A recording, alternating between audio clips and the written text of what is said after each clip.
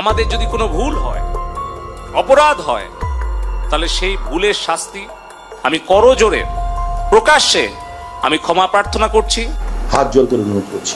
এবং আমার মতো যারা বাবা আছেন তাদেরকেও অনুরোধ করছি, আপনারা আপনাদের সন্তানদের সাথে বসেন। এবার সাধারণ পাবলিক এবং সাধারণ শিক্ষার্থীদের কাছে ক্ষমা চাচ্ছেন সরকারের ঊর্ধ্বতম কর্মকর্তারা।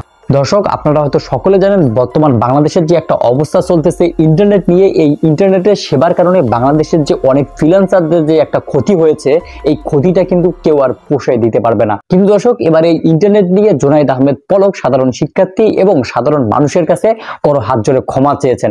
আপনারা হয়তো ভিডিও সাইডে দেখতে পাচ্ছেন যে জুনায়েদ আহমেদ পলকের অবস্থাটা কি হয়েছে। তিনি কিন্তু এই ইন্টারনেট নিয়ে বিভিন্ন সময় বিভিন্ন রকমের মন্তব্য করেছেন, বিভিন্ন সময় বিভিন্নভাবে পাবলিকদের বুঝ দেওয়ার চেষ্টা করেছেন।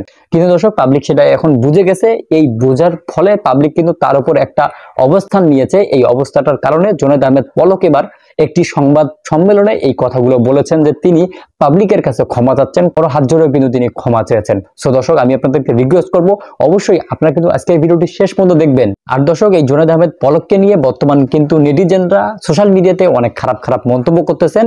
জুনায়েদ আহমেদ পলক নাকি বিভিন্ন সময় বিভিন্ন রকমের পলকের মাধ্যমে তার রূপ চেঞ্জ করেন, এমন কথাও কিন্তু নেটিজেনরা বলেছেন। আজকের ভিডিওটি আমি আপনাদেরকে শেষ পর্যন্ত দেখার অনুরোধ করব, কারণ জুনায়েদ আহমেদ পলক যে বিভিন্ন সময় বিভিন্ন রকমের কথা বলে সেই বিষয়টি কিন্তু আজকের ভিডিওটি শেষ পর্যন্ত দেখলে আপনারা বুঝতে পারবেন। সো দর্শক, আমি আপনাদেরকে রিকোয়েস্ট করব অবশ্যই আপনারা কিন্তু এই যে জুনায়েদ আহমেদ পলকের যে বক্তব্যটা আছে এই বক্তব্যটা শেষ পর্যন্ত শুনে আপনাদের মন্তব্যটি করার চেষ্টা করবেন।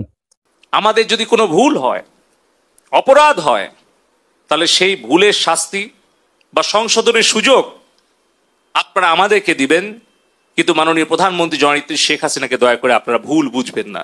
শিক্ষা প্রতিষ্ঠান, ছাত্র ছাত্রী, শ্রমিক, মেহনতি মানুষের কাছে গিয়ে প্রকৃত সত্যটা তুলে ধরে তাদের কাছে আমাদের কোনো ভুল ত্রুটি হলে আমরা করজোড়ে ক্ষমা চেয়ে দেশের জন্য, দেশের শান্তি উন্নয়নের জন্য, নিরাপত্তার জন্য আমরা এই দূরত্ব দূর করার চেষ্টা করি। যদি আমাদের তরুণ তরুণীরা, আমাদের ছাত্রছাত্রী ভাই বোনেরা তারা যদি মনে করে যে এই দেশব্যাপী ইন্টারনেটের সেবা ব্যাহত হওয়ার জন্য কেউ দায়ী, তাহলে সেই দায়ী আমি দায়িত্বপ্রাপ্ত ডাক এবং টেলিযোগাযোগ তথ্য প্রযুক্তি প্রতিমন্ত্রী হিসেবে সারা দেশব্যাপী ইন্টারনেট সেবা ব্যাহত হওয়ার জন্য এই দায় এবং দায়িত্ব আমার, এবং সেই দায়িত্ব সঠিকভাবে পালনে ব্যর্থ হওয়ার জন্য যদি কারো শাস্তি হয় সেটা হওয়া উচিত আমার। কিন্তু কেন দেশ বিদেশ থেকে মাননীয় প্রধানমন্ত্রীকে আক্রমণ করা হচ্ছে? কেন তার বিরুদ্ধে সমালোচনা করা হচ্ছে? কেন সারা বিশ্বের কাছে গিয়ে বাংলাদেশের ভাবমূর্তি নষ্ট করার জন্য নোবেল বিজয়ী অর্থনীতিবিদ ডক্টর ইউনুস চিঠি দিচ্ছে? আমাদের সামনে উদাহরণ আছে কিভাবে আফগানিস্তানে একটা দেশ দখল করে সেখানে একটা গণতান্ত্রিক সরকারকে উচ্ছেদ করে হামিদ কারজাই নামে একজন বিদেশ থেকে এনে সেখানে কিন্তু সরকারের দায়িত্ব জোর করে চাপিয়ে দিয়েছিল। ২০ বছর পর সেই দেশটা ধ্বংস করে সেই দেশ থেকে তারা পালিয়ে গিয়েছিল। এই বাংলাদেশ নিয়ে আবারও ওই রকম হামিদ কারজাই মার্কা একটা সরকার বসানোর জন্য বাংলাদেশে কিছু মুখোশধারী স্বাধীনতা বিরোধী চক্রান্তকারী বিদেশের এজেন্ট তাদেরকে গুছিয়ে গুছিয়ে আপনারা দেখবেন যে তারা টেলিভিশনের সামনে এসে অনেক ভালো ভালো কথা, মিষ্টি মিষ্টি কথা বলছে, কিন্তু তাদের পেছনের যে ষড়যন্ত্র সেটা হয়তো উদ্ঘাটন করতে আমাদের সময় লাগবে, সেটা হয়তো দেশের জনগণকে উপলব্ধি করতে সময় লাগবে। কিন্তু সেই সময়ের মধ্যে আমার সোনার বাংলাদেশের যে ক্ষতি হয়ে যাবে সেই ক্ষতি কিন্তু আমরা কোনোদিন কাটিয়ে উঠতে পারবো না। সে কারণেই বলতে চাই, আমাদের দেশের যে রাষ্ট্রীয় সম্পদ ক্ষতিগ্রস্ত হয়েছে, জননেত্রী শেখ হাসিনা বলেছেন যে এই দেশের সম্পদ জনগণের সম্পদ। এই বাংলাদেশে এলিভেটেড এক্সপ্রেসওয়ে, মেট্রো রেল, আমাদের স্বপ্নের পদ্মা সেতু, ডিজিটাল বাংলাদেশের যা কিছু অর্জন, এই সব কিছু কিন্তু জনগণের কষ্টার্জিত ট্যাক্সের পয়সা দিয়ে হয়েছে। প্রবাসে আমাদের 1 কোটি কর্মী ভাই বোনদের রেমিটেন্সের পয়সা দিয়ে হয়েছে। কিন্তু আজকে এই যে হাজার হাজার কোটি টাকার সম্পদের ক্ষতি যারা করছে তারা নিশ্চয়ই বাংলাদেশের ভালো চাইতে পারে না।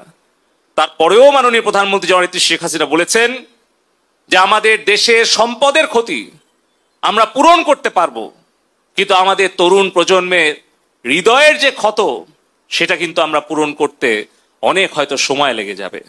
সে কারণে আমি বলতে চাই, আমাদের কারো যদি দায়িত্বে কর্তব্যে অবহেলার কারণে, আমাদের ব্যর্থতার কারণে যদি আমাদের তরুণ প্রজন্ম আমাদেরকে ভুল বুঝে আমাদের প্রতি ক্ষুব্ধ হয়, তাহলে সেই দোষের শাস্তি আমরা পাই।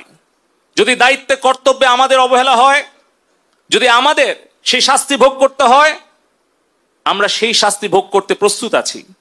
যে কোনো সিদ্ধান্ত মাথা পেতে নিতে রাজি আছি। কিন্তু আমাদের কষ্ট হয় যখন আমাদের কোনো ভুল বা আমাদের কোনো ব্যর্থতার কারণে আমাদের প্রাণপ্রিয় নেত্রী জননেত্রী শেখ হাসিনাকে দোষারোপ করা হয়, তার বিরুদ্ধে সমালোচনা এবং ষড়যন্ত্র করা হয়। সে কারণে আমি আবারও বলবো, আমাদের দেশের 5 কোটি ছাত্রছাত্রী ভাই বোনেরা আছে, আমাদের যদি কোনো ভুল হয়, অপরাধ হয়, তাহলে সেই ভুলের শাস্তি বা সংশোধনের সুযোগ আপনারা আমাদেরকে দিবেন। সো দর্শক, আপনারা সরাসরি জুনায়েদ আহমেদ পলকের মুখ থেকে শুনতে পারলেন তিনি কিন্তু ইন্টারনেটের যে সমস্যাটা ছিল এই সমস্যাটার কারণে সাধারণ মানুষ এবং শিক্ষার্থীদের কাছে কিন্তু তিনি ক্ষমা চেয়েছেন। আসলে আজকের এই বক্তব্যটি শুনে আপনাদের কি মনে হচ্ছে? জুনায়েদ আহমেদ পলক কি সরকারের পক্ষে কথা বলতেছে, নাকি সাধারণ মানুষের যে সমস্যাটা হয়েছে সেই সমস্যাটার জন্যই তিনি ক্ষমা চেয়েছেন? আসলে আপনাদের মন্তব্যটি কিন্তু খুব ইম্পর্টেন্ট। আপনারা এই বিষয় নিয়ে অবশ্যই কিন্তু মন্তব্য করে যাবেন। আর দর্শক, বর্তমান বাংলাদেশের যে কোটা আন্দোলনটা চলতেছে, এই কোটা আন্দোলনটার শেষ কোথায় এই বিষয়টি কিন্তু এখনো অজানা থেকে যাচ্ছে। ছাত্রছাত্রীদের উপর যে নির্যাতনটা হচ্ছে, ছাত্রছাত্রীদেরকে যে অবস্থাটা করা হচ্ছে, এই অবস্থাটার মানে মূল উদ্দেশ্যটা কি আসলে, এই বিষয়টি কিন্তু সরকার মহল থেকে এখনো কোনো আপডেট দেওয়া হয়নি। সো দর্শক, আমরা আশা করি খুব তাড়াতাড়ি এই বাংলাদেশের যে সাময়িক একটা সমস্যা চলতেছে, বাংলাদেশের যে একটা খারাপ অবস্থা চলতেছে, এই খারাপ অবস্থাটা খুব তাড়াতাড়ি যেন কেটে উঠতে পারে। সো দর্শক, ভিডিওটি ছিল এতটুকু। ভিডিওটি সম্পর্কে আপনাদের যে কোনো রকমের মন্তব্য করতে পারেন আমাদের ভিডিও কমেন্ট বক্সে। আবারও দেখা হবে নতুন কোনো ভিডিওতে, নতুন কোনো টপিক নিয়ে। ততদিন পর্যন্ত ভালো থাকুন, সুস্থ থাকুন, আপনাদের আশেপাশের মানুষগুলোকে ভালো রাখার চেষ্টা করুন। আল্লাহ হাফেজ।